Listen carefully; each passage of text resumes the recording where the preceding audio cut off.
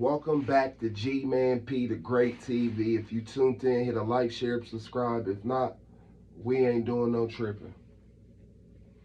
What we talking about today is a guy of the name of Ulrich Ames. Here's a picture of him.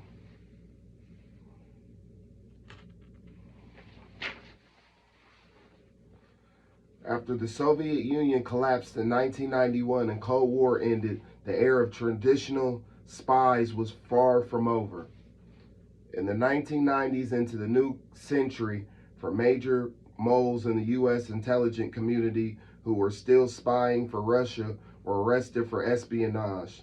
The first of those moles to be caught was Ulrich Ames.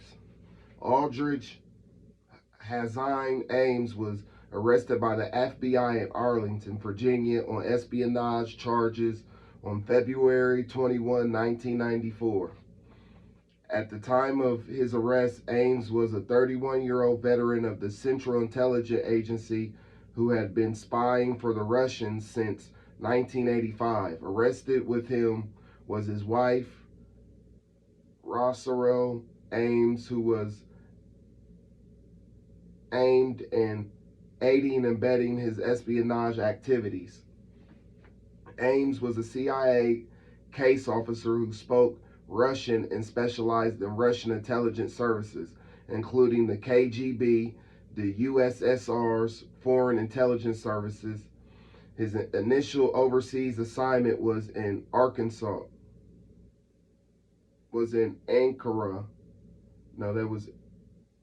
Ankara, Turkey, where he targeted Russian intelligence officers for recruiting. Later, he worked in New York City and Mexico City, Mexico. On April 16, 1985, while assigned to the CIA Soviet East European Division at CIA headquarters in Langley, Virginia, he secretly volunteered to KGB officers at the USSR Embassy, Washington, D.C. Shortly thereafter, the KGB paid him $50,000. During the summer of 1985, Ames met several times with the Russian diplomat to whom he passed classified information about the CIA and FBI human resources, as well as technical operations targeting the Soviet Union. In December 1985, Ames met with the Moscow-based KGB officer in Bogota, Colombia. In July 1986, Ames was transferred to Rome, Italy.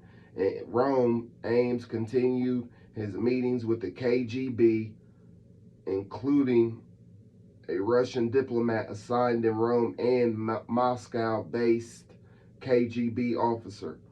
At the conclusion of his assignment in Rome, Ames received instruction from the KGB regarding clandestine contacts in the Washington, D.C. area where he would next be assigned. In addition, the KGB wrote to Ames that he had been paid $1.88 million by them in 4 years since he volunteered. Upon his return to Washington, D.C. in 1989, Ames continued to pass classified documents to the KGB using dead drops or prearranged hidden places where he would leave the documents to be picked up later by the KGB officers from the USSR Embassy in Washington. In return, the KGB left money and instruction for Ames, usually in other dead drops. In the meantime, the CIA and the FBI learned that Russian officials who had been recruited by them were being arrested and executed. These human resources has provided critical intelligent information about the USSR, which was used by U.S. policymakers in determining U.S. foreign policy. Following analytical reviews and receipts of information about Ames' unexplained wealth, the FBI opened an investigation in May of 1993. FBI Special Agent and Investigative Specialists conducted intensive physical and electronic surveillance of Ames during a 10-month investigation.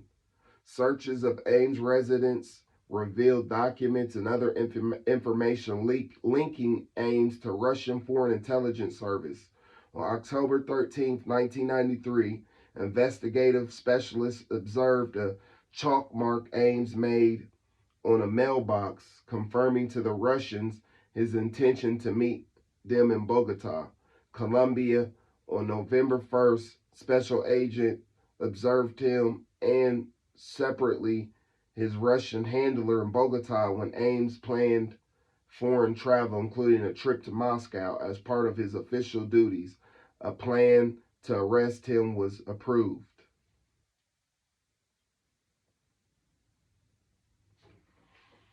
So that just goes to show you, like,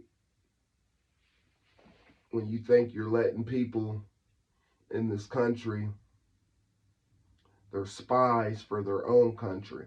That just goes to prove there's spies all over this country. You understand? Wearing masks, playing a role. You understand? But that's pretty much what I wanted to talk about, how there's spies for other countries and their military and alert in their government. You understand? This has been going on for years and it's still going on. So to everybody that tuned in to G-Man P the Great, I appreciate it. To the ones that didn't, we ain't doing no tripping. Peace.